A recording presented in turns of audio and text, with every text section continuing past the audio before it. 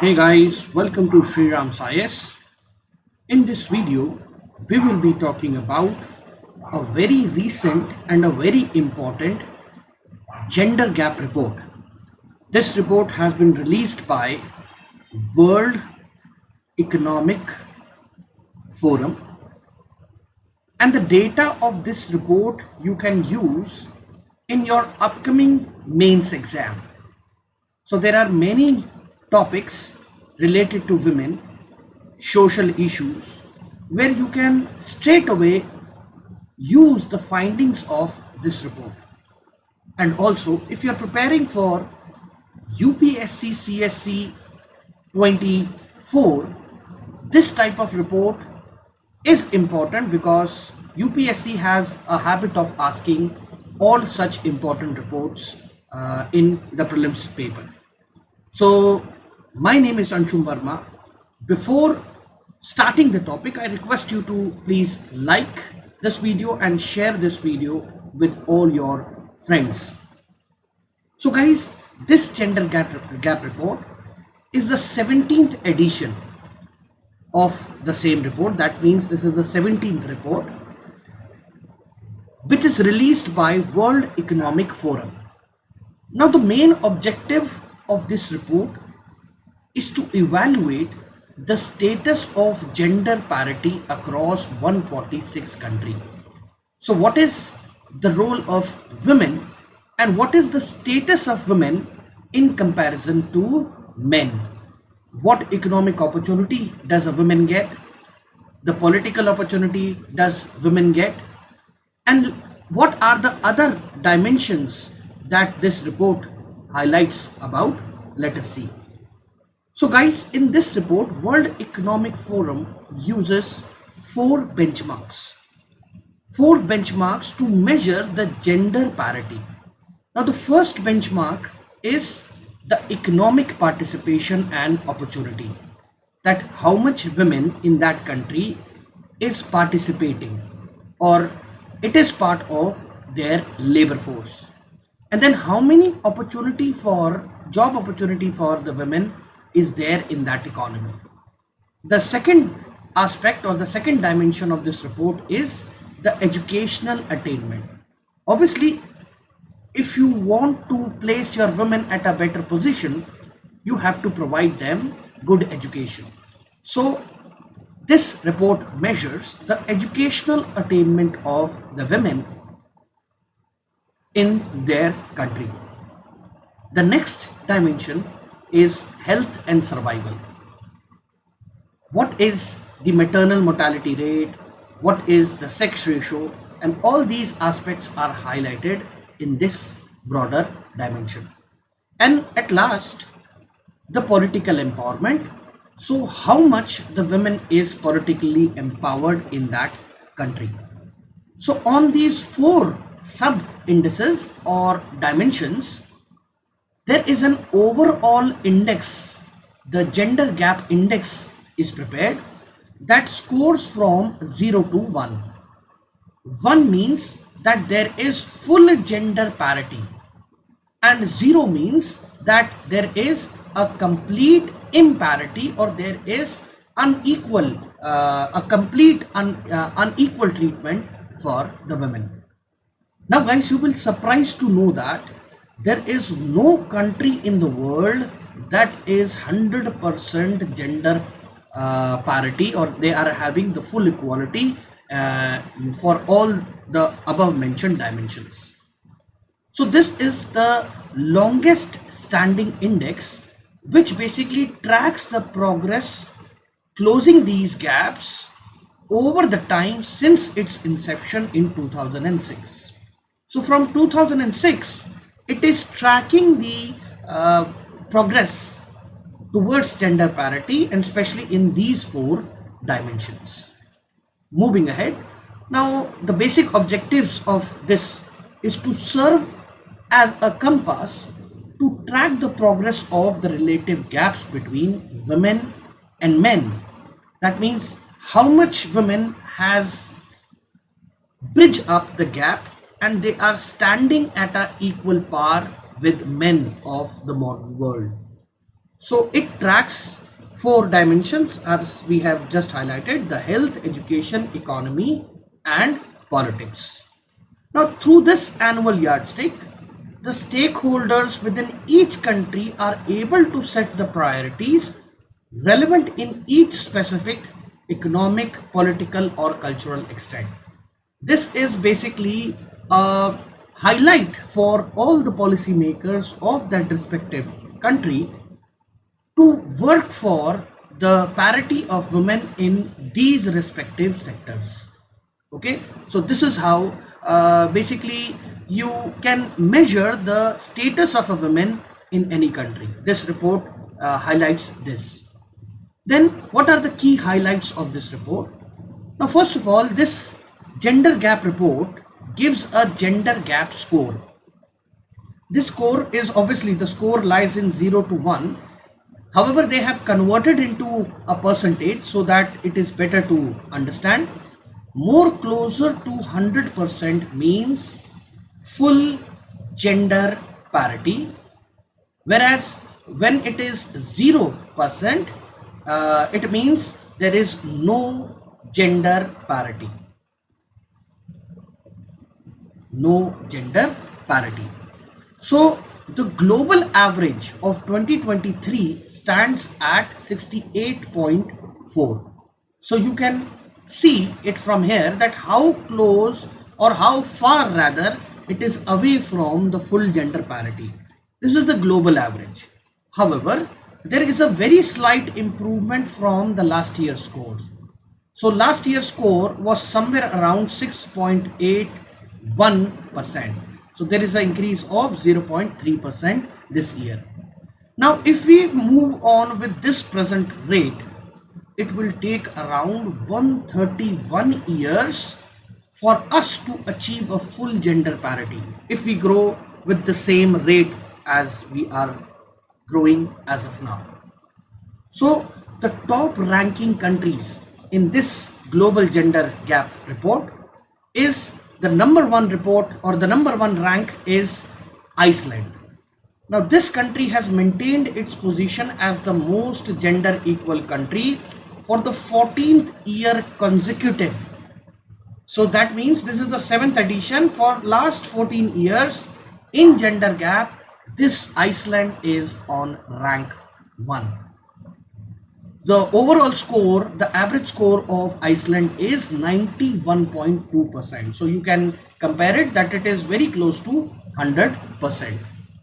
Now it is the only country to have closed over 90% of its gender gap. So that means in all four dimensions, this is the only country that has touched the 90% parity. That means the education, health, political empowerment, and economic empowerment. The gap is close to 90% averaging. So this is something that every country in the world can learn from.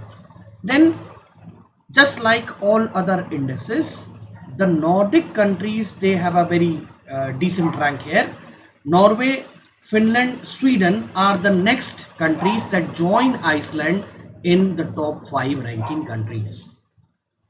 Then guys, what are the other key highlights of this report? Now when it comes to health and survival, the global average is close to 96%. Now this is something very good.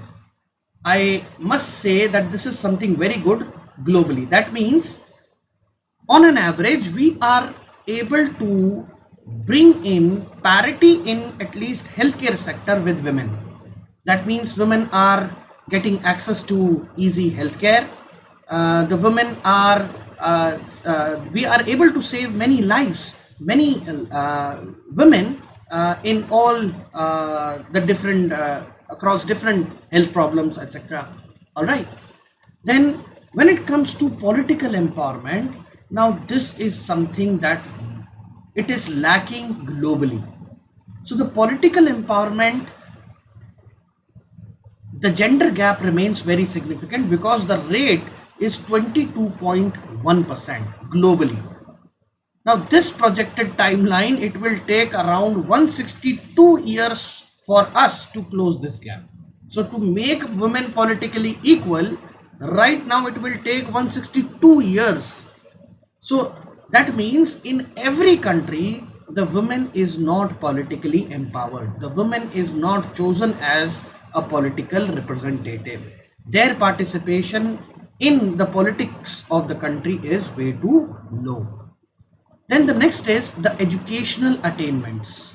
So the global average is again good here. Now this is something which is common across the globe. It is 95.2%. Now this is the global average educational attainment. Now there has been a very significant improvement in educational attainment of the women from 2006 to 2023. So the gender gap in educational attainment is projected to close in just 16 years. With this present pace, we can close the gender gap in education in next 16 years, and that means we are able to close the health gap around in 16 years only. So this is something important. And then when it comes to economic participation, here again the global average stands a pretty moderate, a pretty mediocre. Let's say it is 60.1% globally. This is the average global gender gap with a world average. So that means this score, I can say that it is neither too low and neither too high, but it stands at a decent level. So the gender gap in economic participation and opportunity is projected to close in 169 years. So that means the biggest flaw or the biggest area that the world is lacking is in the field of political empowerment. So we need to specially focus on the political empowerment of the women and the economic participation of the women. Now this data you can use in many forms. Maybe you are writing your essays, maybe you are writing your answers in GS2, GS3. You can use this data. This is very important. Then let's see that what is India's position. Okay, now in when it comes to India's position, India rank at 135 out of the total 146 countries. Now this is pretty bad rank when it comes to the mother of all democracies. India has seen a significant progress. Now we are at right now we are at 127th rank.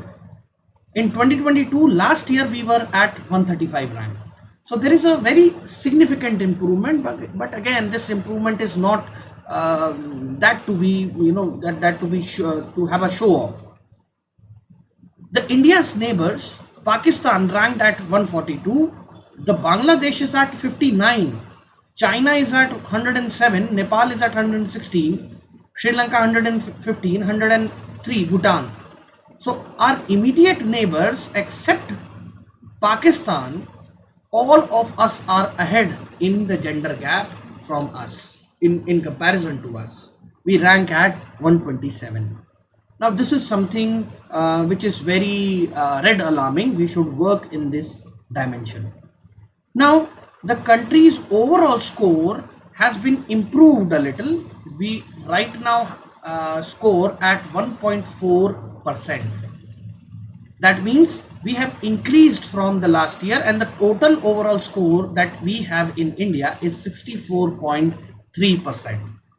That means if we compare with the highest country, Iceland, their score was somewhere around 90 point some percent.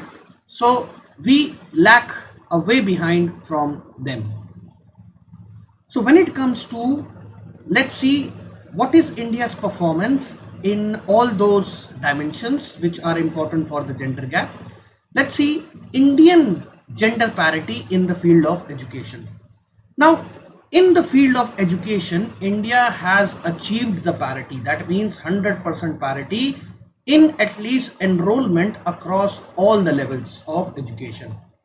Like whether a girl is whether a child born is a girl or a boy, irrespective of that, the child is getting the education in India.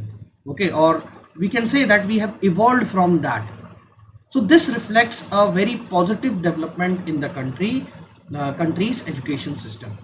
This is how you can quote as an example.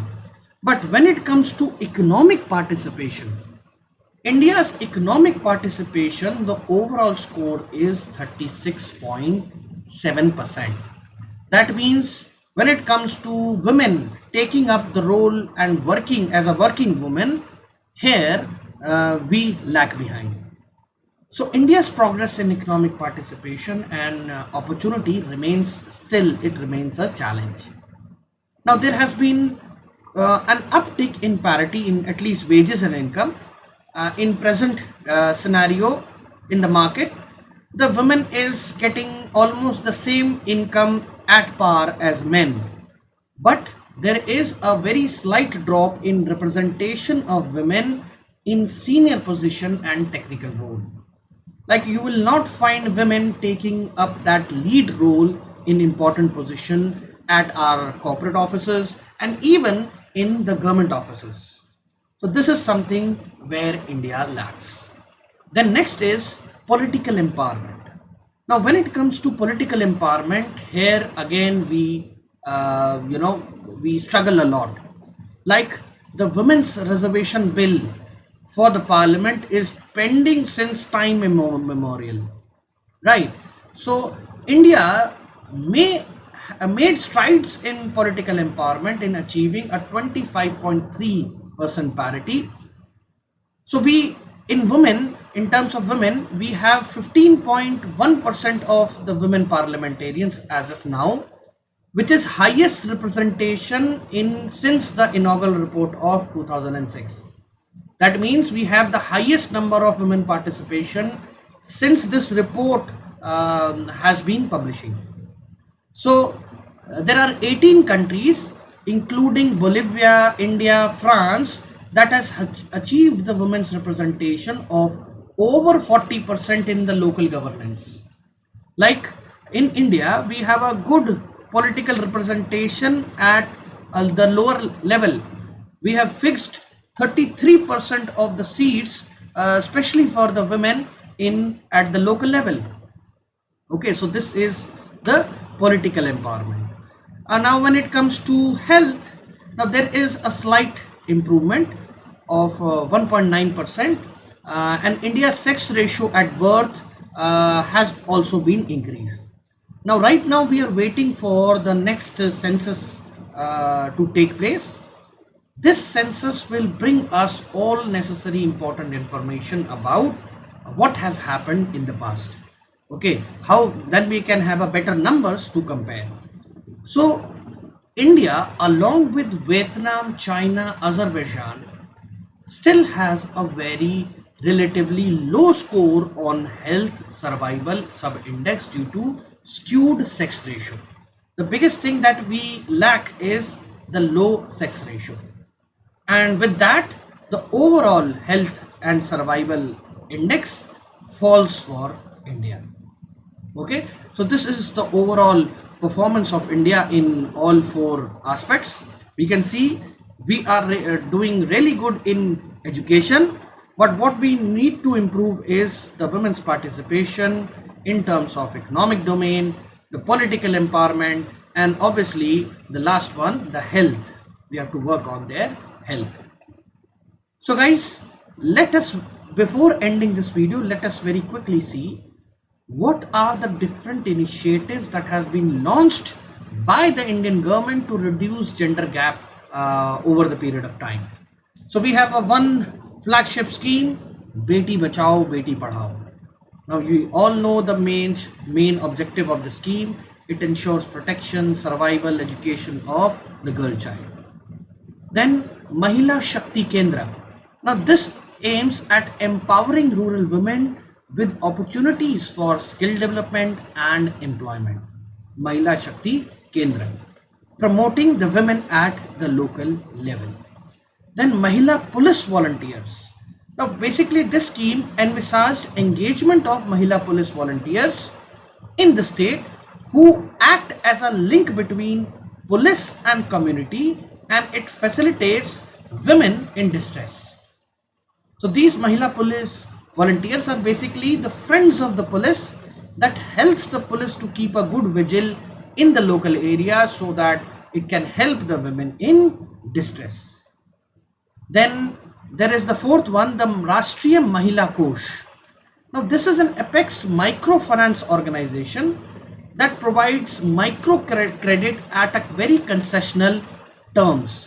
That means this scheme provide cheap loans. Okay, this scheme provides cheap loans to the poor women for various livelihood and income generating activities. This is Rashtriya Mahila Kosh. So with this scheme, the women can start their own self-help groups. The women can start a MSME industry at a very local level so that it will give them the economic empowerment. Then Sukanya Samriddhi Yojana. Now this scheme basically targets economically and empower the parents to save their money for their young girl child so that they can spend some money for their higher education. They can keep some money for their higher education. In this, the government ensures a very high rate of interest for all the parents who want to keep some savings for the women till the time of 18 years of their age. So a very important scheme, Sukanya Samriddhi Yojana. The next scheme is female entrepreneurship. Now this female entrepreneurship basically promote the female entrepreneurship, like to bring in programs, initiatives so that new startups can be built up by the women. They also work in developing Mahila E-Hath. What are these Mahila E-Hath? Basically, it helps the women to establish their online e-commerce type of setups. Okay, e-commerce type of setup so that we can support women entrepreneurs, self-help groups, as NGOs. We can build in entrepreneurship skills, other skill development programs, etc. So this is the female entrepreneurship. Then Kasturba Gandhi Balika Vidyalaya. Now this is in the line of to target the dimension education. So basically in this scheme, the target is so that the girls from the educationally backward blocks can take up their education, so there is no hindrance in their education. And at last, in political dimension, we have reserved our 33% seats for the Panchayati Raj institutions. However, the problem is we are still struggling to ensure a good political representation in the state legislative assembly and in our parliament. Okay, so we are still struggling to have a fixed reservation for the women in parliament. And at last, the capacity building of the elected women representatives. Okay, it is conducted with a view to empower women to participate effectively in the governance process so that we can improve the capacity building of the women. So guys, thank you for watching this video. Now if you love the content, do like this video and share with your friends. And also, if you are thinking of taking a UPSC subscription at Unacademy, you can come along with us at Shriram's IS, because at Shriram IS we provide a holistic coverage for the UPSC syllabus. So new batches have been launched for UPSC CSC preparation for 2024. Okay, so you will get all your holistic coverage here, your prelims, your mains, plus the interview. You can come and take guidance of none other than Shriram sir himself. Okay, he is mentoring the UPSC aspirants from more than 35 years now. Okay, so he's a old champion of this industry. So in order to get along with us, you can use this code Shrirams. With this code, you will get a flat 25% off on your subscription. Just use this code while taking the subscription and you will get in with the personal touch with Sriram sir. Also, one more important information, guys. We are starting new batches for optional very soon. We have all ongoing running batches for all important optionals like sociology, public administration, PSIR, economics, history, and we have also added geography in the list. Okay, so geography and anthropology is also in the list. So you will get the optional coaching for these two subjects as well. So guys, thank you for watching. Do not forget to hit a like and share this video with your friends. Thank you.